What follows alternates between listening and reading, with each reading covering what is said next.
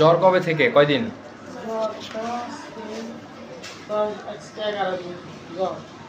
11 দিন মতো। এটা নিয়ে হচ্ছে সোনাগাজী উপজেলাতে ভর্তি ছিলেন ওখানে। এরপর জ্বর কমছিল? জ্বর যায় আবার আসে, যায় আবার আসে।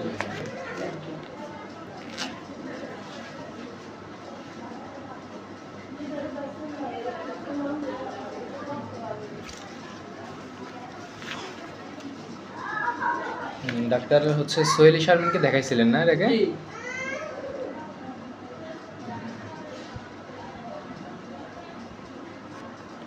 আচ্ছা,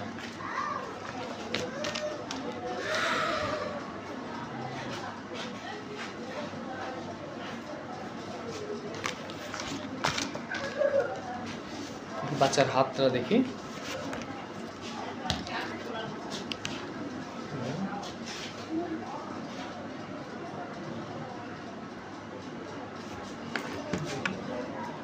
এমনি তো অসুস্থ, কথা বলতে পারে না। বুঝতে পারছি। আচ্ছা, জন্ডিসের আছে তো ওই জন্য। প্রস্রাবের রং হলুদ হয় না? অনেক হলুদ। জি, অনেক হলুদ, একদম হলুদ। আচ্ছা, জ্বর মাপছেন? জি না। থার্মোমিটার আছে না?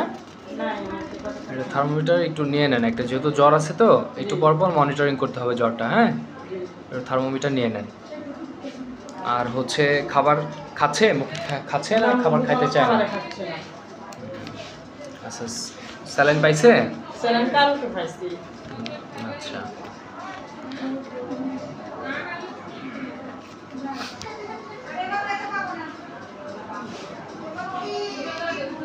এখন কি কি সমস্যা হচ্ছে? এখন মুখে তো মানে কোনো খাবারে খাচ্ছে না। আচ্ছা, আর এটা মূল সমস্যা। জ্বর আছে। মুখে খাবার আপাতত না খেলে, খাওয়ার বিষয়টা হচ্ছে রুচি নাই। খাবার রুচির সমস্যা। যখন আপনার হচ্ছে জন্ডিস বা টাইফয়েড বা এগুলো হয় তখন হচ্ছে মুখে খাবার রুচি থাকে না, খাবারে গন্ধ লাগে, বুঝছেন? এই জন্য খাবারের প্রতি অনীহা কাজ করে আর কি।